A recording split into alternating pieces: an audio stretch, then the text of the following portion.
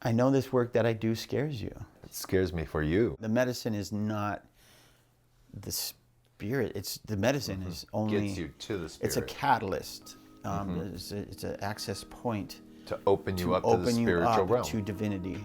What you are doing is dancing with the devil in the pale moonlight.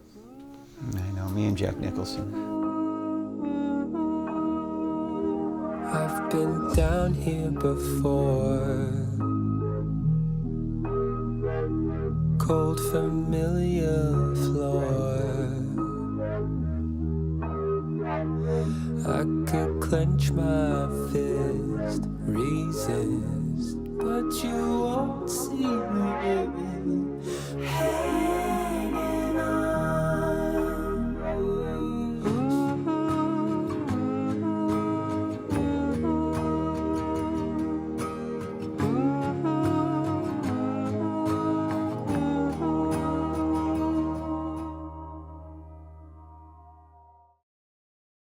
Some people call them fire, some people call them ice. This here is a podcast with us two brothers who have really wildly, vastly different beliefs. Here is my beautiful bearded brother, Jason, and my name is Chris. Through a course of events, I ended up starting robbing banks. It was just a short-lived career. No, it was like they shut down the whole town. Mm-hmm. You know, there was like helicopters, there's newspaper front page for 4 days in Fort Collins, Colorado.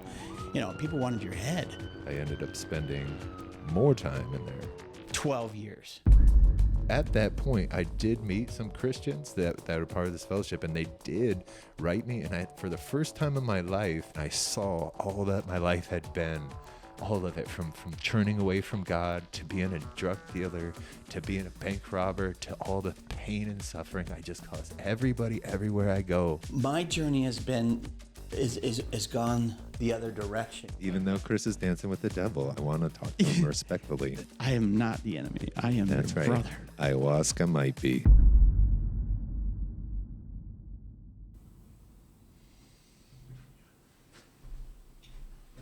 Hey, JJ. JJ, you ready? Yep. Come join me, brother. All right. All right. Those headphones on, huh? I'm gonna start this. Is this? There it is. There it is. How does that feel? Does that feel good? Oh, that's nice. That's nice. That's damn right. That's right. Put that microphone down. Oh, I like it. You like that? Are you gonna? I think you should just do the Barry White interview for this podcast. And no need to be nervous. This microphone is comfortable. It makes me feel good if it's closer. Move it. Don't touch it. Pick it up. Put it down. Go away. Nope. Stop that. No, not like that. Perfect. Go. Don't be nervous. Yeah. No. And I imagine you must. I imagine you must have felt nervous coming here. You know, just how did you feel just coming? The idea that you were coming to be here. How did that make you feel? What thoughts did you have about that? Yeah. I guess I would say a little bit of just unpreparedness. That's how I would feel. It's like I'm not unprepared. Yeah, it's just like I don't know what I'm stepping into, and I don't know what to do. Fear of the unknown. Right. Yeah. I don't know anything about ayahuasca, and I don't know anything about the ceremonies. I have like a vague understanding of that as a hallucinogenic. It's not. It's actually an entheogen. That was the information. Yeah, entheogen. Entheogen, something that doesn't make you see things that are not there, but makes you see things that were always there. There's a big difference. Everybody comes to ceremony with the same thoughts. They have these thoughts of, I need to gather all this information and be so prepared. If you empty the cup so that it can be filled is a better way to approach this work. And do you feel that your cup was not prepared for what you witnessed or what you learned so far in these last just 2 days of meeting everybody? Nope, that wasn't what I felt at all. No. I was open. Yeah. I was open. Good. And it was just like, and now I'm filled. It's a mixture of emotions, you know. I want you to be happy. And I know that in the pursuit of this, you find a lot of meaning But reconciling that to what I believe to be the truth leaves me with a lot of sadness. It's like Sadness because obviously you're worried about my salvation. Right. You're worried that I'm going to be, we've said it over and over, that I'm dancing with the devil in the pale moonlight with these spirits, ayahuasca, not being God that and therefore, what is it? And so therefore, if I've committed myself to this work and I love this work, that I'm loving on what would be the devil. or something in that area. Like I just use that to reference something like that, right? I don't know that exactly there. It could just be as simple as sorcery but you are definitely connecting with entities. Mm-hmm.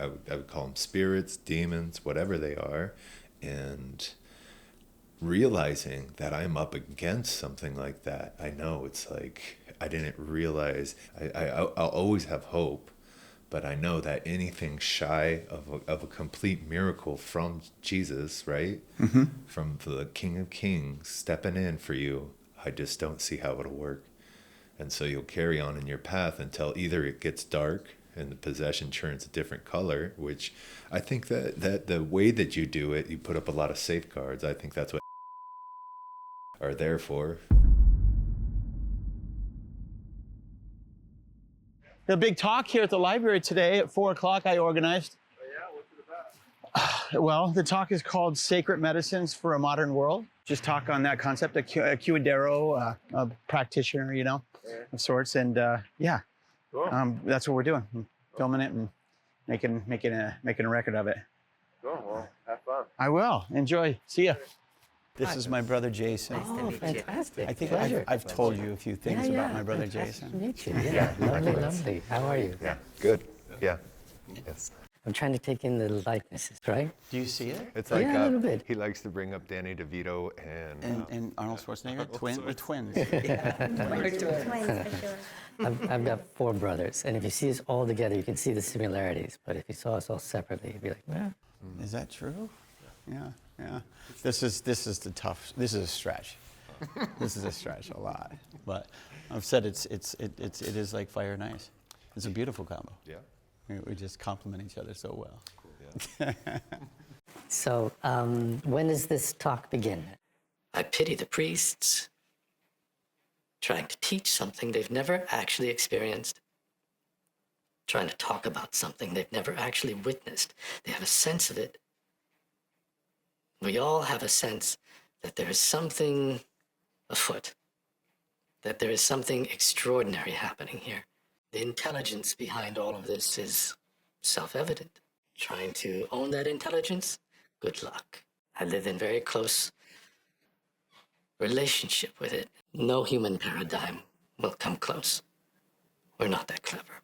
I bring you here to meet these people in order to give you comfort that we're, not evil. I see it. It's like the sad part is we're not dancing with the devil. We are dancing with divinity, the real thing. Being that you are a convicted brother, part of a church that is extreme as really it gets. I mean, in the ways that it is counterculture, not in the sense that you're, offering up animals for sacrifice. Or I'm sure there's other examples of pretty extreme religion, but in the sense that you wear your own tunics that you make, and nobody's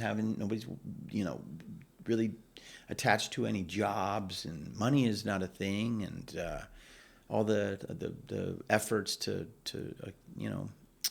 keep it simple by not being afraid to dumpster dive for food. Those things are, I would consider, extreme. What do you think? What makes you happy? Right? Good. Good, right? With your glass of water in the morning, right? And a nice big glass of water, get the day started right, and I just think just a little bit of the Bible, because you already believe in it. I went down the wrong path.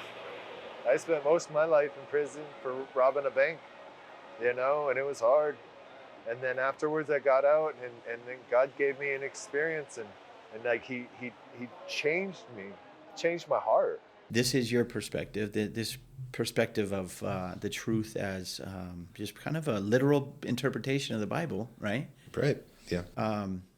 Not everything, but like I get it. When he says the waves clap their hands, I don't see them out there turning into hands and clapping, but we know what it means. But you do, but you do believe that Jonah was swallowed by a whale. I do.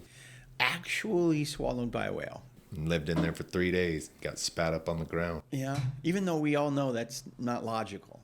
I mean, actually, there's a lot of scientists that show how that could actually happen. I would love to see that research. Great. Okay, we got to make note of that. Let me make note of that. We are going to dig down deeper into that research from those scientists that say how that's possible. Yeah, there's two big companies that I know. One's called CMI, Creation Ministries International. It's a Creation Ministries National that International. Justifies the swallowing of a human being into a whale's belly for 3 days. They show it scientifically how it's possible. How it's possible. Okay, we got. They also show you how the ark was built and all these other things that could seem improbable. Okay. And obviously it's a miracle. Fish don't just happen to be in the same place where you're thrown overboard and swallow you up. It's like God was in. Have you read Moby Dick? There was a whale there that tried to eat people. But the thing is the character was a prophet. He was already being spoken to by God. It was in the midst of this interaction with him that transpired. And it the things that happen, it never gets to a once upon a time. It never gets fairy tale-y. When you read the Bible, I read that book recently, then that story of Jonah and the whale, and I must say it felt so fantastical that I was like, how does anybody believe that this is the truth? Literally, no offense. And whatever, I don't want to get hung up on the elementary tale of Jonah and the whale. What I really wanted to talk about was, one thing I was thinking is as a brother that is committed to himself, committed to the work as you've done, which is so noble and so admirable, really, because it is work. Do you feel trapped? If forever you felt like this wasn't working for you, because you've given up all your worldly possessions, because you've committed yourself so deeply and thoroughly, it would be hard to get out of it, because it is a simple life. Living simply like you do it's nice. It's nice not to have to work. I work. I know you take odd jobs and you're working, but we're rich. We're Americans. And you're wealthy, and all that sounds so pleasant. Let me elaborate a little bit so okay. that the viewers can understand a little more perfectly. Okay. One of the things is I'm not against working. The Bible says to work with your hands, to have, to give to those that are in need. And it also says to provide for yourself. But since I'm an American and there's an abundance and there's food everywhere and there's places everywhere and I can go to a thrift shop and spend $10 and have a fresh outfit that costs $250, I don't have to let my desire rule me. Mm-hmm. I've actually been able to understand the freedom of just I don't need anything else. Yeah. I'm actually content. The one thing that is constantly being spent that I can't take back, the one resource is time.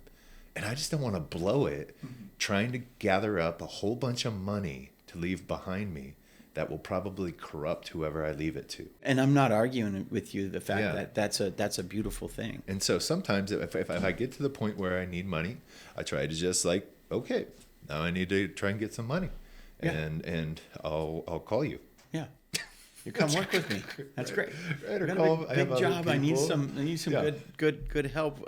It sounds romantic. It is. I think a number of the people listening to this can resonate with that and connect with that and feel the beauty of living in that manner. Yeah, cast off all the cares of this world and seek after things that are more meaningful. We all want to do that, but we're in bondage to our desire. Yeah, we're in bondage to our our taste, our touches, our everything. Yeah. And to try to be intentional, to set yourself free, that's all you got to do. Just do it. Just pull off the Band-Aid. Yeah. I quit. Right. Oh, I don't know where I'm going to sleep. You're gonna be okay. Does it always matter if I sleep in a lovely coffin? I'm sleeping. I'm unconscious, really. Right? If I sleep in the tunic in the rain, it's You know what I'm saying? I got a Yeah. tarp over me. It's like, Yeah. I don't know. I'm still unconscious. Yeah. It's the same as me sleeping in the basement on my memory foam mattress these days. Yeah, so many people are, really, this whole society is built on being comfortable. You don't tell yourself what you need. The society's Society telling has you. created Right? just 100 reasons not to be uncomfortable. You know, there's something we say. We say, choose your hard, right? To be single is hard. Yeah. To be married is hard. Yeah. To be skinny Yeah. is hard. And Everything. fit, Everything. to be fat is hard. If you Right? if Choose you your hard. choose your hard, choose your Right. hard, Yeah, yeah. but choose your heart as well, because Choose that. Come 'cause on. I if you go to the gym, which you do go to the gym, and you like to work out, and I think this Mic check. Brothers, you never heard that? okay, this is contrary to what the church really wants you to be doing, but It's let's not the be norm. honest about things. They know. They're cool. Okay. And it makes you feel good. My question is, if for whatever reason, you felt that things weren't working. Let's just assume that you've come to a place where you're like, this is not working for me. Okay? Yeah. Will you do this with me? Yeah. Okay. I'm here. And in that time when you're considering going back to the way you used to approach life, which is how I approach life, it's a complete joy to me to be able to take responsibility for my desires and for my expansion and my creativity and all these things that are, like, in my mind, making me feel good. If you wanted to come back and work in this same sense, would it be too hard to pull out, because it would be so difficult at this point for you to do so? Jesus aside, the lifestyle Yeah, itself. the hypothetical. Yeah, like, okay, now I got to go get a job again. I can't imagine working a job again. You got to start back at the bottom. It's going to be hard, because you're going to have to start back at the bottom of whatever it is you would intend on doing to rebuild. Right? I don't like working for somebody, and I don't like bosses, and I don't want to start at the bottom.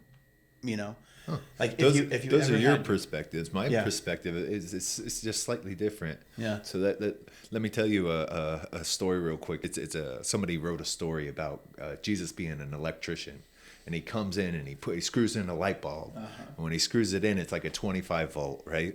And so after the light bulb comes on, you notice, oh man, it's a room. There's a chair here. Yeah. Right? Yeah. And so then you kind of like dust off the chair. It needs clean. Like dust it off, and then you get used to it. You sit in your chair and you're kind of comfortable, and you're just kind of shocked. And then he comes back in and he takes a light bulb and puts in 100 volts, and then you see, oh man, there's a sofa or something, and then there's all this trash.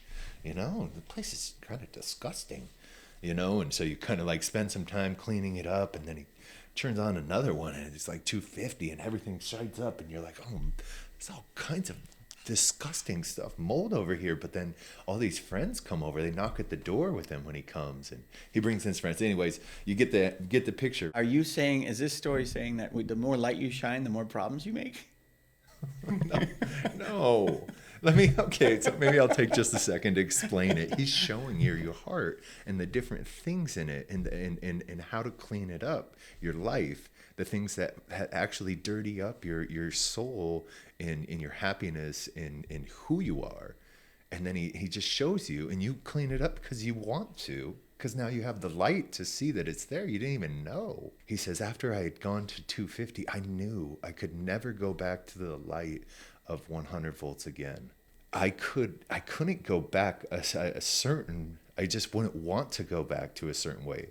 What am I working for? That's something that the light kind of showed me, is that there's a lot of illusions that we have in America that we think we're working for, to gather up all these things, to be something, to leave behind this legend, to be that I would tread this path, that I would reach my full potential in this life, that I would find my destiny, right? Yeah. But I am ashes to ashes. I am nothing, and I'm not going to be remembered shortly after my death, probably within years. But wouldn't you say it is our God-given right to create and expand in this life, into this universe? Because that is ultimately one of the main reasons we're here.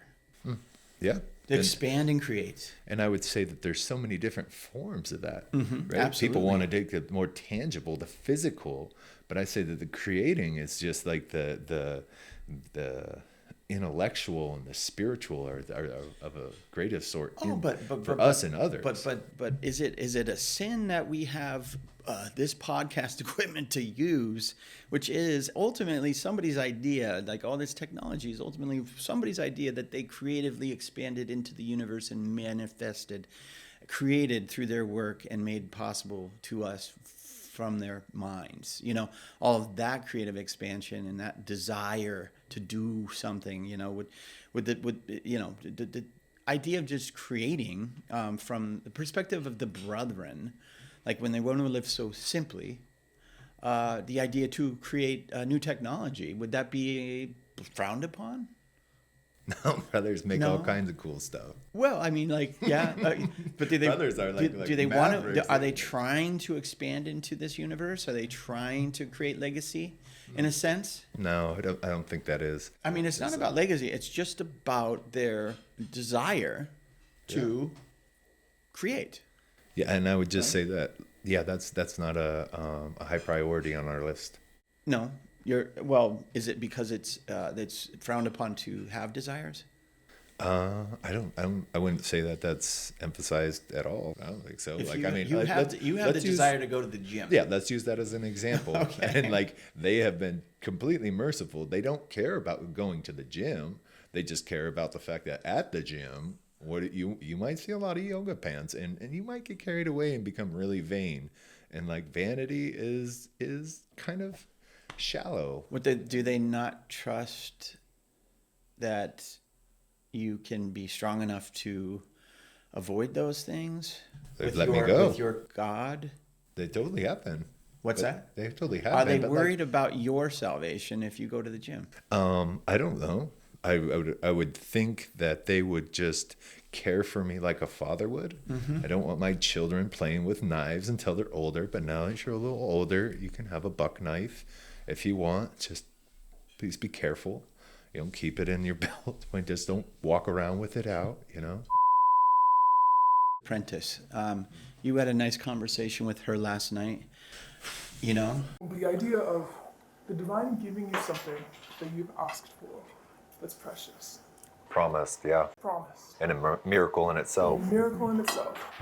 And then asking you to give it back, to kill it, to trust, to let it go. Mm-hmm. Yeah. Right? Yeah. That motif, powerful. And we see this all the time come up in ceremony. One of the most misunderstood verses in the Bible is when Jesus says, pick up your cross and follow me. Mm-hmm. And that was always taught to me as pick up Jesus' cross and follow Jesus. Jesus wasn't a Christian. He was a shitty Jew. He would have been a perfect Jew, actually, but people misrepresent some of the things that he did. This is the Christian perspective that is often neglected, is that we're not called to have our best life now. Like the most quoted Jesus teaching in the four Gospels is, in one sense, it says, he that seeks to save his life shall lose it, but he that loses his life for my sake in the Gospels shall save it. The idea of saving and losing one's life, I wonder what that means from your perspective about the story of what I consider saving her life. And you got to hear her story about how she was part of a church. She was feeling all the, I guess, for lack of a better word, wrongness of it and wanted out. Felt like she needed to get out, but didn't know how, because her whole world was the church. And so when she had to try to figure out how to get out of it, that was difficult for her. She was losing her life. She was losing every sense of herself. It's a common theme that the church preaches, that the woman is in submission to the man. Let's agree to that, right? She realized the happiness that she wanted was not going to be provided by that framework. What did she do? She went and started studying, you know. For 3 years, she took every book because she didn't want to be wrong about this decision.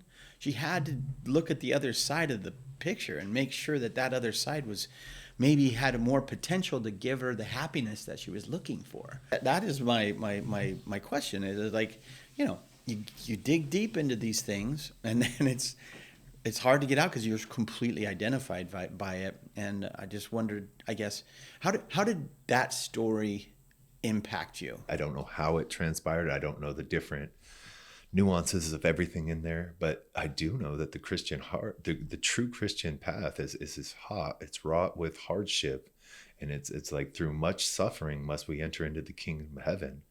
The happy joy. I just want to note that I do not agree with that statement, but it's a biblical quote. Yes. Yes. I know. So I know that you and I, thankfully, thank God, are so close and in love with each other as brothers can be. I think if you ever did want to leave for whatever reason, it wouldn't be the case that you have to leave me. You would have to leave brothers and all that. But I guess you don't feel trapped, do you? I don't feel trapped. You've never had that thought? I don't. I'm sure we've all had every thought. Yeah. Right. When you're like, I live a life of thoughtfulness, right? Yeah. I spend most of my time thinking about things, so it's like, it's not like, that is not how I feel. Yeah. I feel privileged to be around people who are extraordinary.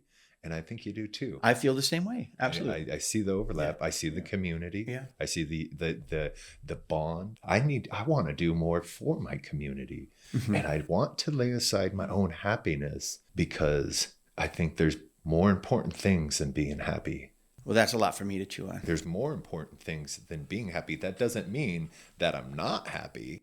I would say I'm the happiest I've been in my life. Okay. Right? I do go through hardships. I always went through hardships. Yeah. Right? Choose your hard. Right? Yeah. This hardship has at least something. I'm like, at least I feel like I'm somewhat of a person that can at least has something that people could be, blessed by. Happiness is funny like that, right? Yeah. I've always said you were always the more powerful one. Me being the older brother, sure, I was bigger for a while than you, but older. And but you always had more power, whatever that means. You were just powerful. I take you down to Chinatown. You think you take you me know, down? you You know want to it. arm wrestle? You know We can what? get this on. Remember? I'm pretty strong. We used to arm wrestle. You always lost. What? You When's the last time we lose. arm wrestled? That's a long time. It's I- been 7 I- years I- or something. My that's- elbows hurt. Arm wrestling's a little different. I think I could take you out. Keep the cameras rolling. This is gonna get This is- real. and by the way, we do have cameras rolling today. This is really fun podcast to have it also recorded on. Yep. And if you want to look up the YouTube video on Jason taking Chris down to Chinatown, catch that at 7. Yes. I'm really excited about tonight because we're doing ayahuasca ceremonies tonight, just down the street here. Got a lot of people coming. I'm really hoping that you're going to join us for the opening talks, at least, just before we, take the medicine. And if you could be there for that, it would be cool. What do you think? Yeah. Yeah. Yeah, I've been praying about it. I'm on board. I know I don't have anything to worry about. I want to be there, and I'm all about supporting you and just going with you on your journey as you go with me and get us home. It's just very disappointing, and I think that it does affect our telling of this story by not being able to see the actual ceremony, see people having this experience that we've heard so much about, but we haven't seen. We can adapt and overcome, right? Yeah. Like me take ayahuasca. I mean, you come with us and join us in ceremony tonight, yeah. What is that? How do you feel about that as an option? I mean, am I gonna be okay? Of course. You are working with the safest thing on the planet. One of the things that I can always count on, one of the things that we are always certain of with every ceremony we do, is that there's nothing we can count on and nothing we can be certain about. Every ceremony is different.